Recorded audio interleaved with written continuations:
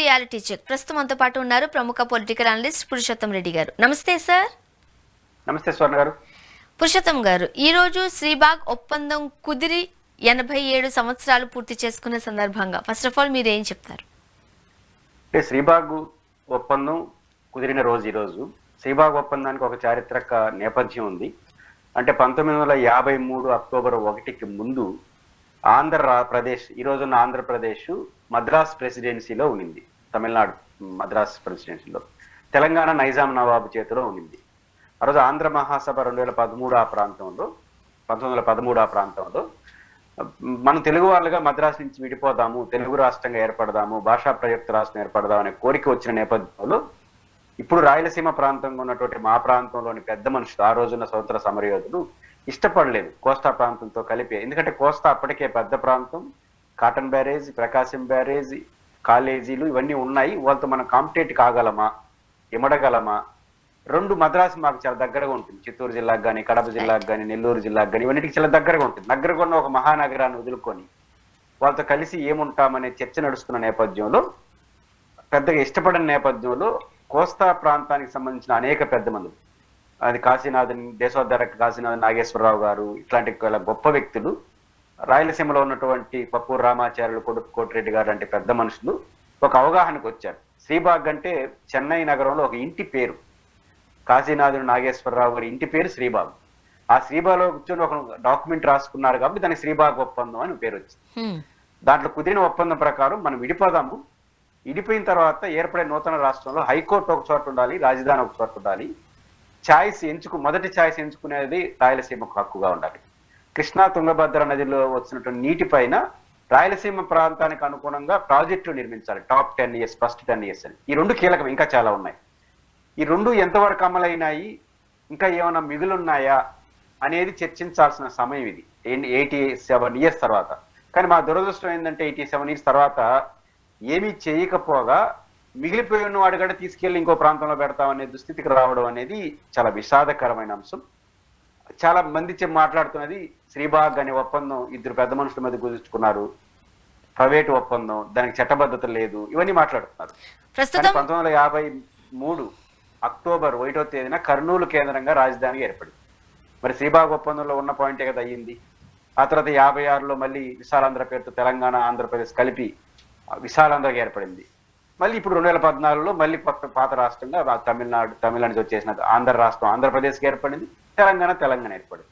కానీ ఇప్పటికి కూడా శ్రీబాగ్ ఒప్పందంలో కుదుర్చుకున్నటువంటి రాజధాని కానీ రాయలసీమకు రాలేదు, రాజధాని కార్యాలయాలు రాలేదు, కృష్ణా తుంగభద్ర పైన కట్టాల్సిన ప్రాజెక్టులు కట్టలేదు. ఆ రకంగా శ్రీబాగ్ ఒప్పందం ఉల్లంఘన కారణంగా రాయలసీమ ఈ రోజు కూడా ఎనుగుబడి ఉందన్న పరిస్థితి మా ప్రాంతం యొక్క విషాదం. అండ్ ముఖ్యంగా తులసిరెడ్డి గారు చాలా తన వాయిస్ గట్టిగానే వినిపిస్తున్నారు, రాయలసీమకు 100% అన్యాయం చేస్తున్నారు అంటూ. రైట్, ఏం చెప్తారు? చారిత్రకంగా జరిగిన అన్యాయాలన్నింటినీ చంద్రబాబు నాయుడు గారి ఖాతాలో వేయలేము. నేను ఇప్పుడు శ్రీబాగ్ ఒప్పందంలోని అంశాల్లో రాయలసీమకి ఈ రోజు కూడా తగిన న్యాయం జరగలేదంటే, శ్రీబాగ్ ఒప్పందాన్ని ఉల్లంఘించారంటే ఆ తప్పంతా చంద్రబాబు నాయుడు గారు ఒక వ్యక్తి ఖాతాలో వేయలేము. చారిత్రకంగా చాలా మంది దీనికి కారకులు. అయితే తులసిరెడ్డి గారు ప్రస్తావిస్తున్న అంశం, మాలాంటి వాళ్ళు ప్రస్తావిస్తున్న అంశం, ఈరోజు తెలుగుదేశం ప్రభుత్వం అధికారంకి వచ్చిన తర్వాత కర్నూలు కేంద్రంగా ఉన్నట్టు ఇతరులు తులసిరెడ్డి గారు రియాక్ట్ కావడానికి అదే మూలం. కర్నూలులో జగన్మోహన్ రెడ్డి గారి ప్రభుత్వం ఒక 4 ఇన్స్టిట్యూషన్స్, అంటే లోకాయుక్త, హెచ్ఆర్సి, అదేవిధంగా విద్యుత్ నియంత్రణ మండలి, ఇట్లాంటి ఒక 4 జ్యుడిషియరీ స్వభావం కలిగినటువంటి కార్యాలయాలు కర్నూలులో ఏర్పాటు చేశారు జగన్మోహన్ రెడ్డి గారి ప్రభుత్వం. ఆడనే పని కూడా ప్రారంభమైన పని నడుస్తుంది అక్కడ కార్యాలయం. ఆ కార్యాలయాలను కూడా మేము అమరావతికి తీసుకెళ్తాము అని హైకోర్టులో రిట్ పిటిషన్ దాఖలు చేసింది ప్రజెంట్ ఆంధ్రప్రదేశ్. ఇది ఈరోజు రాయలసీమలో బాధ కలుగుతున్న అంశం. ఇక్కడ 2 అంశాలు ఉన్నాయి. తులసిరెడ్డి గారిని మొట్టమొదటిగా నేను అభినందిస్తున్నాను. ఒక రాయలసీమ ఇంటలెక్చువల్ ఫోరం నుంచి కానీ రాయలసీమ గురించి మాట్లాడే వ్యక్తిగా వారిని అభినందిస్తున్నాను. అన్ని రాజకీయ పార్టీల్లో ఉన్న రాయలసీమ నాయకులు ఇదే రకంగా స్పందించాలి అని కూడా నేను విజ్ఞప్తి చేస్తున్నాను. కారణం ఏంటి? తులసిరెడ్డి గారు ఆవేదన కరెక్ట్. మీరు గమనంలో ఉంటే తులసిరెడ్డి గారు అమరావతి ఉద్యమం నడుస్తున్నప్పుడు అమరావతి ఉద్యమానికి మద్దతుగా నిలబడిన వ్యక్తి. ఆయన కూడా ఈరోజు కర్నూలులో కార్యాలయాలు తరలిస్తా అంటే వ్యతిరేకిస్తున్నారంటేనే అమరావతి పెద్దలు చంద్రబాబు నాయుడు గారు అర్థం చేసుకోవాలి. అమరావతి ఉద్యమానికి బలపరిచిన వ్యక్తి ఆయన. మారాగా అమరావతి ఉద్యమాన్ని వ్యతిరేకించిన వ్యక్తి కాదు. అమరావతి డిమాండ్ని, ఆయన అమరావతి డిమాండ్ కూడా సమర్థించాడు. అలాంటి వ్యక్తి కూడా ఈరోజు ఎందుకు మాట్లాడాల్సి వస్తా ఉందో అమరావతి ఉద్యమ నాయకులు ఆలోచించాలి. తెలుగుదేశం ప్రభుత్వం, కూటమి ప్రభుత్వం. ఏంది ఇక్కడ కీలకమైంది సోనగారు? ఇక్కడ బేసిక్ ఏంటంటే జగన్మోహన్ రెడ్డి అయితే 3 రాజధానుల ప్రతిపాదన తీసుకొచ్చాడు. విశాఖపట్నంలో అడ్మినిస్ట్రేషన్, కర్నూలులో జ్యుడిషియరీ, అమరావతిలో అసెంబ్లీ. దీని పట్ల భిన్నాభిప్రాయాలు ఉన్నాయి. ఈ విషయంలో తెలుగుదేశం పార్టీ అది కుదరదు, మేము 3 కార్యాలయాలను అమరావతిలో ఏర్పాటు చేస్తామని ఎలక్షన్ ముందు కూడా చెప్పింది. ఆ రీత్యా మీకు హైకోర్టు, నాకు ఆ విషయంలో భిన్నాభిప్రాయాలు ఉన్నా మీరు ఎన్నికల ముందే చెప్పారు కూడా చేసుకోండి, మీకు అధికారం ఉంది. అయితే ఆల్రెడీ ఆ కర్నూలులో ఉన్న కార్యాలయాలు తీసుకెళ్తారు. 4 కార్యాలయాలు కర్నూలు ఆల్రెడీ ఉన్నాయి కదా, దాన్ని తీసుకెళ్లే ప్రయత్నం చేయడం దుర్మార్గం. ఎందుకంటే ఈ కార్యాలయాలు తీసుకెళ్ళినప్పుడు ఆ రోజు అమరావతి జాయింట్ యాక్షన్ కాబట్టి హైకోర్టులో పిటిషన్ వేసింది తీసుకెళ్లకూడదు అని రాజధాని కార్యాలయాలు. అప్పుడు ఆంధ్రప్రదేశ్ గట్టిగా ఫైట్ చేసి ఈ 4 కార్యాలయాలు అమరావతి రాజధానిలో లేవండి, ఉమ్మడి రాజధాని హైదరాబాద్ లో ఉన్నాయి, మేము ఉమ్మడి రాష్ట్రానికి వాటాగా ఉన్న కార్యాలయాలు కొన్నింటిని కర్నూలులో రీలొకేట్ చేయాలనుకుంటున్నాం, ఇది మా హక్కు అని చెప్పి కోర్టులో కొట్లాడి కోర్టులో పిటిషన్ వేసి ఆ రోజు తెచ్చారు దాన్ని. ఇప్పుడు ఏమంటున్నారు? ఆ చట్టాన్ని సవరించి మరీ ఆ 4 కార్యాలయాలు తీసుకొచ్చి అమరావతిలో పెడతానంట. ఇది అన్యాయం కదా. ఇది మొదటి అంశం. రెండో పాయింట్ ఏం తులసిరెడ్డి గారు చెప్తున్న పాయింట్, కొప్పర్తి కడప జిల్లాలో, ఆయన కడప జిల్లా వ్యక్తి, రాయలసీమ వ్యక్తితో పాటు కొప్పర్తిలో SEZ, ఇప్పుడు శ్రీ సిటీలో ఎట్లయితే SEZ ఉందో కొప్పర్తి కూడా SEZ 10,000 ఎకరాల్లో రాజశేఖర రెడ్డి గారు స్థాపించారు. ఇది క్రమేణా అభివృద్ధి అంతా ఉంది. ఈ కొప్పర్తికి అదేవిధంగా మన కడపలో కర్నూలు జిల్లాలో ఉన్నటువంటి ఇంకొక ఏరియాకి 2 SEZలు కలిపి కేంద్ర ప్రభుత్వం గ్రీన్ ఫీల్డ్ ఎకనామిక్ జోన్ గా పెట్టింది. అంటే ఓర్వకల్లు కర్నూలు, కడపలో దాదాపు దానికి 3,000 కోట్లు, ఇంకో దానికి 2,000 కోట్లు కేంద్ర ప్రభుత్వం డబ్బులు ఇస్తా ఉంది. ఈ యూనిట్ లో ఒక యూనిట్ ని కొప్పర్తి నుంచి అమరావతికి తరలిస్తారని ప్రచారం జరుగుతా ఉంది. అయితే ఇది నిజాలు తెలియదు. అది జరిగితే మాత్రం చాలా నష్టం చేసిన వాళ్ళు అవుతారు. ఎందుకంటే ఈరోజు శ్రీ సిటీకి ఈరోజు 50-60 వేల కోట్ల రూపాయల పెట్టుబడులు వచ్చి రాష్ట్రానికి, దేశానికి అది వరంగా మారుతుంది. రాయలసీమకే లాభం, దేశానికి, రాష్ట్రానికి కూడా ఆర్థిక వనరుగా మారుతుంది. కొప్పర్తి కూడా రేపు అట్లా తయారవుతుంది, ఓర్వకల్లు కూడా అట్లా తయారవుతుంది. అట్లాంటి ఊతమిచ్చే ఒక చర్య కేంద్రం చేసినప్పుడు దాన్ని మీరు తీసుకెళ్తాను ప్రచారం, మీరు తీసుకెళ్లట్లేదు అని చెప్పాల్సిన అవసరం ఉంది.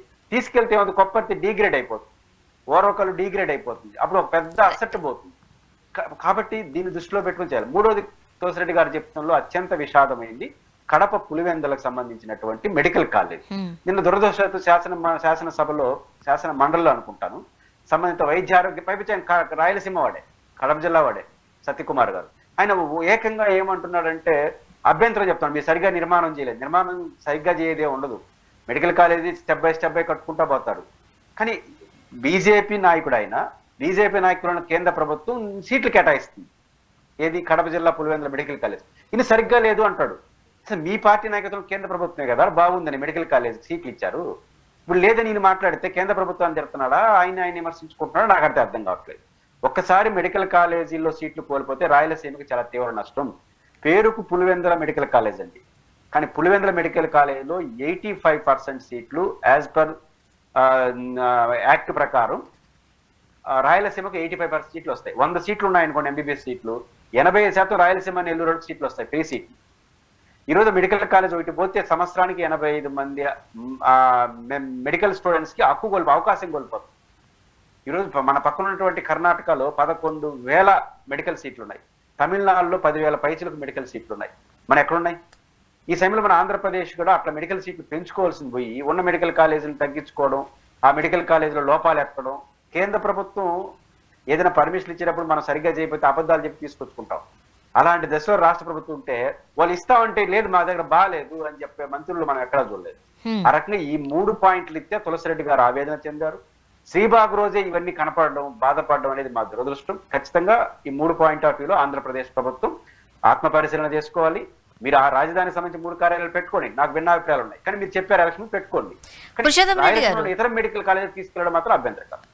పురుషోత్తం రెడ్డి గారు, రాష్ట్ర విభజన టైంలో హైదరాబాద్ ను కోల్పోయిన పరిస్థితి మరొకసారి ఆంధ్రప్రదేశ్ కు రాకూడదు అనే ఉద్దేశంతోనే జగన్మోహన్ రెడ్డి గారు ఒకే చోట డెవలప్మెంట్ అనేది జరుగుతూ ఉంటుంటే మరికొన్ని ప్రాంతాలు కాస్త ఇబ్బందికరమైన పరిస్థితులు ఉంటున్నాయి కాబట్టే 3 రాజధానుల అంశాన్ని తెర మీదకి తీసుకొచ్చారు. దాన్ని తీవ్రంగా వ్యతిరేకించిన వాళ్ళు ఉన్నారు, స్వాగతించిన వాళ్ళు కొంతమంది ఉండొచ్చు. కానీ ఇప్పుడు కేంద్ర ప్రభుత్వం తీసుకొచ్చిన విధానాలకు సంబంధించి మరలా వెనక్కి వెళ్ళిపోతున్నాయి. ఈ మాటలన్నీ వింటున్నప్పుడు కూటమిగా ఉన్న ప్రభుత్వం ఎందుకు అడ్డుకట్ట వేయలేకపోతుంది, ఎందుకు ఆపలేకపోతుంది? ఒకటి ఇక్కడ ప్రాబ్లం ఏంటంటే మీరు ప్రస్తావించినట్టు హైదరాబాద్ రాష్ట్ర విభజనకు కారణం కేంద్రీకృత అభివృద్ధి, ఒప్పందాల ఉల్లంఘన. తెలంగాణ ఉద్యమం రావడానికి 2014లో విడిపోయింది. ఒప్పందాల వల్ల ఏంటి, ఆంధ్ర రాష్ట్రం తెలంగాణ కలిపి మనం విశాలాంతరంగా ఏర్పడదాం అనుకున్నప్పుడు చెన్నై నుంచి మేము వచ్చేటట్టయితే శ్రీబాగ్ ఒప్పందం చేసుకున్నాము. అప్పుడు పెద్ద మనుషులు ఒప్పందం చేసుకున్నారు. పెద్ద మనుషుల ఒప్పందంలో ఒక చిన్న ఒప్పందంలో ఏంటంటే తెలంగాణ నుంచి ముఖ్యమంత్రి ఉంటే సీమాంధ్ర నుంచి ఉప ముఖ్యమంత్రి ఉంటారు, సీమాంధ్ర నుంచి ముఖ్యమంత్రి ఉంటే తెలంగాణకు ఉప ముఖ్యమంత్రి అని చిన్న పోస్టు, దాన్ని కూడా ఇవ్వలేదు. కానీ తమాషా చూడండి, పెద్ద రాష్ట్రానికి ఉప ముఖ్యమంత్రి ఇవ్వడానికి ఇరువురు ఒప్పుకోల. చిన్న రాష్ట్రమైన ఆంధ్రప్రదేశ్లో 5 మంది ఉప ముఖ్యమంత్రులు ఉన్నారు. చంద్రబాబు గారు 3 పెట్టారు, ఇప్పుడు పవన్ కళ్యాణ్ గారు ఒకనే పెట్టారు. అదే అంటే వీళ్ళు రాజకీయ అవసరాల కోసం ఉప ముఖ్యమంత్రులు 5 మంది ఇవ్వచ్చు చిన్న రాష్ట్రానికి, పెద్ద రాష్ట్రానికి ఒక ముఖ్యమంత్రి అంటే ఇవ్వలేదు. అంటే ఇట్లాంటి ఉల్లంఘన చేశారు కాబట్టి తెలంగాణ ప్రజలకు కోపం వచ్చింది, తిరగబడ్డారు. కారణాలు ఏమైనా రాష్ట్ర రాజకీయాల కారణాల్లో 14 రాష్ట్ర విభజన జరిగింది. అలాంటి పరిస్థితి తిరిగి రాకూడదు అనుకుంటే ఆంధ్రప్రదేశ్లో కేంద్రీకృత అభివృద్ధి మంచిది కాదు. ఖచ్చితంగా అన్ని ప్రాంతాలు, ముఖ్యంగా రాష్ట్రం 3 ప్రాంతాలుగా ఉంది, ఉత్తరాంధ్ర, రాయలసీమ, మధ్య కోస్తాగా. దీంట్లో కొంత మధ్య కోస్తా ప్రాజెక్టుల వల్ల, నాగార్జున సాగర్ వల్ల, కృష్ణా డెల్టా వల్ల, అదేవిధంగా ఇవాళ వ్యవసాయ అభివృద్ధి జరిగింది. అదేవిధంగా గోదావరి జిల్లాల డెవలప్మెంట్ అయినా సంతోషమే. కాబట్టి సహజంగా అది కొంచెం ముందుంటుంది. అట్లాంటి సమయంలో మిగతా ప్రాంతాలు కూడా దానికి అనుకూలం తీసుకున్నారు. రాజధాని కూడా రాయలసీమలో ఉంటే బాగుంటుందనే చర్చ నడిచింది. సరే, అది జరగలేదు. మళ్ళీ జగన్ గారు వచ్చారు. 3 ప్రాంతాలు 3 రాజధానులు అనే కాన్సెప్ట్ కరెక్టే, కానీ 3 రాజధానులు అనేది రాంగ్ సిగ్నల్ వెళ్ళిపోయింది. 3 రాజధానులు ఉంటాయా అని. కానీ రాష్ట్ర కేంద్రంలోని కొన్ని కీలక కార్యాలయాలు వివిధ ప్రాంతాల్లో లొకేట్ చేయడం అనేది దేశంలో ప్రపంచంలో ఉంది. ఇట్లాంటి నేపథ్యంలో సరే దానికి భిన్నంగా మాట్లాడారు. మేము ఏకైక రాజధాని అమరావతిని నిర్మిస్తా ఉన్నారు. రెండోది ఆడ కేంద్రీకృత అభివృద్ధి చేస్తున్నారు, సెల్ఫ్ సఫిషియెంట్ రాజధాని అన్నారు. ఓకే, ఈ విషయంలో మాకు భిన్నాభిప్రాయాలు ఉన్నా మీరు చెప్పిన మాట కన్నా మీరు కట్టుబడి ఉండండి. మీరేం చెప్పారు? సెల్ఫ్ సఫిషియెంట్ రాజధానిగా అమరావతిని అభివృద్ధి చేస్తాము అని చెప్పారు. ఇప్పుడు సెల్ఫ్ సఫిషియెంట్ రాజధాని అని చెప్పి 15,000 కోట్ల రూపాయల ప్రపంచ బ్యాంక్ అప్పు తేవడం ఏంటి? 12,000 కోట్ల రూపాయల నాబార్డు నుంచి అప్పు తేవడం ఏంటి? రాష్ట్ర బడ్జెట్ నుంచి నిధులు కేటాయించడం ఏంటి? కాబట్టి సెల్ఫ్ సఫిషియెంట్ రాజధాని ఆచరణలో సాధ్యం కాదు. అందువల్లే ఒక అడ్మినిస్ట్రేషన్ క్యాపిటల్ గా దాన్ని పరిమితం చేసుకుంటే ఇతర ప్రాంతాలకు కేటాయిస్తారు. మీరేమన్నారు? అమరావతిని కేంద్రీకృత అభివృద్ధి చేస్తూనే ఇతర ప్రాంతాల్లో అభివృద్ధి వికేంద్రీకరిస్తాము అన్నారు. గుడ్, మీ స్ట్రాటజీ మీది. మరి ఇప్పుడు కర్నూలులో ఉన్నటువంటి కార్యాలయాలను మీరు అక్కడ తీసుకెళ్తా అంటే ఇప్పుడు రాష్ట్రంలో అందరికీ భయం ఏంటంటే స్వర్ణ గారు ఇప్పుడు బేసిక్గా విశాఖపట్నంలో కొన్ని రాష్ట్ర స్థాయి కార్యాలయాలు ఉన్నాయి, తిరుపతిలో కొన్ని రాష్ట్ర స్థాయి కార్యాలయాలు ఉన్నాయి. ఇవన్నీ కూడా తీసుకెళ్తారా అనే భయం అయితే మొదలవుతుంది కదా. What base? కర్నూలులో ఉన్నటువంటి 4 కార్యాలయాలు ఎందుకు తీసుకెళ్తున్నారు? హైకోర్టు కాదు అది, సెక్రటేరియట్ కాదు అది, అసలు ఈ 3 కార్యాలయాలు అమరావతిలో పెడతామని మీరు చెప్పారు. గుడ్, పెట్టుకోండి. కానీ ఇతర రాష్ట్ర స్వభావం కార్యాలయాలు కర్నూలులో ఉన్న వాటిని తీసుకెళ్తే రేపు తిరుపతిలో ఉండేవి తీసుకెళ్లరా, విశాఖపట్నంలో ఉండేవి తీసుకెళ్తానంటే ఒక భయం వస్తుంది కదా. మా ప్రాంతంలో ఉన్న రాష్ట్ర స్వభావం ఒక ప్రాంతంలో స్టేట్ నేచర్ కలిగినటువంటి కార్యాలయం ఉంటే ఒక గ్లామర్ ఉంటుంది. హైదరాబాద్కి ఏంటి గ్లామరు? ఎంత అభివృద్ధి చెందిన అసెంబ్లీ, సెక్రటేరియట్, అది గ్లామర్ ఫోకస్. అట్లే విశాఖపట్నంలో Visakha steel plant, ship yard, తిరుపతిలో టీటీడీ ఏడీ బిల్డింగ్, ఇతర రాష్ట్ర కార్యాలయాలు, మహిళా యూనివర్సిటీ, ఎస్వి యూనివర్సిటీ. కర్నూలుకి వస్తే ఈ గ్లామర్ ఉంది. ఈ గ్లామర్ పోకూడదు కదా. కాబట్టి మీరు చెప్పిన మాట కన్నా మీరు కట్టుబడి ఉండి మీద విభేదించారు. మీరు ఎన్నికల ముందు ఇవన్నీ మాట్లాడారు కాబట్టి మీరు చేసుకోండి. కానీ ఎన్నికల ముందు మాట కన్నా కచ్చిబడి ఉండండి. ఇతర ప్రాంతాల రాష్ట్ర కార్యాలయాలు తీసుకెళ్లకూడదు అనేది మా యొక్క అభిప్రాయం. రైట్. నెక్స్ట్ మనం ఏపీలో పరిస్థితి ఒకటి చూసినట్లయితే ఫ్రీ ఇసుక విధానానికి సంబంధించి సొంత పార్టీకి సంబంధించిన ఎమ్మెల్యేలే తమ వాయిస్ వినిపిస్తున్నారు, గవర్నమెంట్ ఫెయిల్ అయ్యింది అని. రైట్, ఎలా చూడాలి? ఇప్పుడు స్వపక్ష ఎమ్మెల్యేలే బహుశా అది వారు మాట్లాడారు. బహుశా వారు మాట్లాడుతున్న మైక్ డిస్టర్బెన్స్ కూడా వచ్చినప్పుడు ఆయన కొంచెం ఆగ్రహంగా వ్యక్తం చేసినట్టున్నాడు ఉపసభాపతి పైన. సేమ్ ఒకే జిల్లాకు సంబంధించినటువంటి లీడర్లు వాళ్ళు, రఘురామకృష్ణరాజు గారు ఉపసభాపతి, ఇంకో ఆయన కూడా ఎమ్మెల్యే తీసుకొచ్చారు. ఇంకా కొంతమంది మాట్లాడుతున్నారు అక్కడక్కడ. మనం అందరూ మాట్లాడేదానికన్నా ఇసుక పాలసీలో ఎక్కడ ఫెయిల్ అయిందంటే ఉచిత ఇసుక అనే పదజాలంలో ఫెయిల్ అయింది. ఇప్పుడు ఉచిత ఇసుక అని మీరు అనకుండా ఇసుక పాలసీ కొనసాగించుంటే ఓకే, జగన్మోహన్ రెడ్డి గారి కాలం కన్నా బాగుందా బాగలేదా అని ఉంటారు. ఫెయిల్ అయినరు. జగన్మోహన్ రెడ్డి గారి కాలంలో ఒక ట్రాక్టర్ ఇసుక ఒక 10,000కి వచ్చింది అనుకోండి, ఇప్పుడు 11,000కి వస్తే అప్పటికన్నా ఒక 20 రూపాయలు పెరిగిందబ్బా అనుకుంటారు. లేదా తగ్గింది అనుకో, జగన్ గారి పేరు కన్నా ఒక 1000 రూపాయలు తగ్గింది అనుకుంటారు. ఇన్ టైంలో వచ్చిందో చూస్తారు. ఎప్పుడైతే మీరు ఫ్రీ ఇసుక అని అన్నారో, యాడుంది ఫ్రీ ఇసుక అని చర్చ వస్తాం. ప్రాథమికంగా ఉచిత ఇసుక అనే మాటే ఇక్కడ ప్రాబ్లం వస్తాం. ఉచిత ఇసుక అంటే చంద్రబాబు గారు ఇస్తారు, ఉచిత ఇసుక మీద వచ్చి మీ ఇంట్లో పోయాలని అంటాడు. అట్లానే ఊరు అనుకోరు. గతంలో కన్నా ది బెస్ట్గా ఉండాలి. ఇంక ఉచితం అంటే అర్థం ఏంటి? ట్రాన్స్పోర్ట్ ఛార్జీసు తప్ప మిగిలిందంతా ఫ్రీగా రావాలి. ట్రాన్స్పోర్ట్ అండ్ లేబర్ ఛార్జెస్ అంటే ఆడ ఇసుకని తోడుకోవడం, ఆ నుంచి ట్రాన్స్పోర్ట్ తీసుకొచ్చి మన ఇంటికాడికి డంప్ తీసుకుంటాం. చేయడం. ఈ రెండు పోతా మిగతా గతంలో జగన్మోహన్ రెడ్డి గారు ఏమున్నారు, ఇసుక కూడా కొంత డబ్బులు తీసుకున్నాడు. అంటే అది పూర్తిగా రాష్ట్ర ఖజానాకు పోయింది. ఇసుకకు డబ్బు, తవ్వడానికి కూలీలకి, ట్రాన్స్పోర్ట్, ఈ మూడు గత ప్రభుత్వం వల్ల ఒక అమౌంట్ వచ్చింది. కొంత లేట్ అవుతుందని విమర్శలు వాళ్ళ పైన ఉన్నాయి. ఇప్పుడు మీ ప్రభుత్వం వచ్చిన తర్వాత ఒకటి తగ్గిపోవాలి కదా. అదేంటంటే ఇసుక మీద ఆనాడు రాష్ట్ర ప్రభుత్వం కొంత డబ్బులు వసూలు చేసింది. ఇప్పుడు దాన్ని ఫ్రీ చేయాలి కదా. మీరు ఫ్రీ చేస్తే తగ్గాలి కదా. ప్రజలు ఏం చూస్తారంటే మీరు ఏం పేరు పెట్టారని కాదు, మీరు ఏం చెప్తున్నారు గతం కన్నా బాగుంది లేదు చూస్తారు. మీ ఎమ్మెల్యేల మాటల ప్రకారం గతం కన్నా బాగలేదని చెప్తున్నారు. దీనికి ప్రభుత్వం సమాధానం చెప్పాలి. రెండో పాయింట్, మీరంటే అత్యంత అభిమానించే మీడియా ఛానల్సే ఇసుక పైన రోజు కథనాల పైన కాదు, సాక్షి కన్నా వాళ్ళు ఎక్కువ రాస్తున్నారు. అంటే దాని అర్థం ఏంటి, ఎక్కడో సంథింగ్ ఈజ్ రాంగ్. కాబట్టి ఉచిత ఇసుక అనే విధానపరమైన నిర్ణయంలో ఒక గందరగోళం ఉంది. జగన్మోహన్ రెడ్డి గారి కన్నా బెటర్గా ఉందనుకున్న మీరు హామీ ఇచ్చి జగన్మోహన్ కన్నా ఇంకా ఇబ్బందికర పరిస్థితి రేట్ల విషయంలో అందుబాటులో లేకపోతే అది ఫెయిల్ అయినట్టుగా భావిస్తుంది. అది వాళ్ళ ఎమ్మెల్యేలు లోకల్ గా ఉంటారు కాబట్టి వాళ్ళకి ఆ బాధ తెలుసు కాబట్టి వాళ్ళు ప్రజెంట్ చేస్తున్నారేమో అని అర్థం అవుతుంది. రైట్. అండ్ ఏపీలో అంటే ఆర్థిక ఇబ్బందులు ఏపీని చుట్టుముట్టాయి కాబట్టి ఒక 1% జిఎస్టీ పెంచుకుంటాము అంటూ కేంద్రాన్ని అభ్యర్థిస్తున్నట్లుగా ఒక ప్రచారం నడుస్తోందండి. అంటే జిఎస్టీ అంతా కూడా కేంద్రం ఆధీనంలో ఉంటుంది కాబట్టి పాసిబిలిటీస్ ఉన్నాయా? అంటే జిఎస్టీ పెంచడం అంటే జిఎస్టీ యొక్క పర్సంటేజ్లో మనకు వాటా పెంచడం. మనకు ఒక ట్యాక్స్ ఒక ఒక గూడు కొన్నాము, ఆ గూడు పైన 100 రూపాయలు ఉంటే ఇంకో 10-20 రూపాయలు ట్యాక్స్ వేస్తారు. ఇప్పుడు దాని పెట్రోల్ ఉంది, దాని ఒరిజినల్ రేట్ 50 రూపాయలు ఉంటుంది. కేంద్రం ట్యాక్స్ రాష్ట్ర ట్యాక్స్ అంతా కలిసి 120 రూపాయలు అవుతుంది. దీంట్లో కొంత కేంద్రం ఉంటుంది, కొంత రాష్ట్రం ఉంటుంది. ఇప్పుడు వీళ్ళు పెంచుకుంటామంటే రాష్ట్రం దాన్ని పెంచుకోవడానికి డైరెక్ట్ గా జిఎస్టీ అవకాశాలు ఉండవు, కానీ ఒక అవకాశం అయితే ఉంటుంది, స్పెషల్ ట్యాక్స్ వేస్తుంటారు. ఇది ప్రారంభించింది కేంద్ర ప్రభుత్వమే. ఉదాహరణకు పెట్రోల్లో 1 లీటర్ పైన 50 రూపాయలు ఉంటుంది అనుకోండి, ఇంకొక 50 రూపాయలు ట్యాక్స్లు ఉంటాయి. అప్పుడు ఏమవుతుంది, కేంద్ర ప్రభుత్వం వేసే ట్యాక్స్లు ఏమవుతుంది, ఒక 150 రూపాయలు కదా, దాంట్లో పర్సంటేజ్లు ఉంటాయి. కేంద్రానికి ఒక 30 రూపాయలు, రాష్ట్రానికి ఒక 20 రూపాయలు ఉంటాయి. ఇప్పుడు ఇది పెంచుకుంటా పోతా ఉంటే ఈ పర్సంటేజ్ వాళ్ళకి పెరుగుతా ఉంటుంది, మళ్ళగా పెరుగుతా ఉంటుంది. ఇప్పుడు కొత్త పద్ధతి కనిపెట్టింది కేంద్ర ప్రభుత్వం.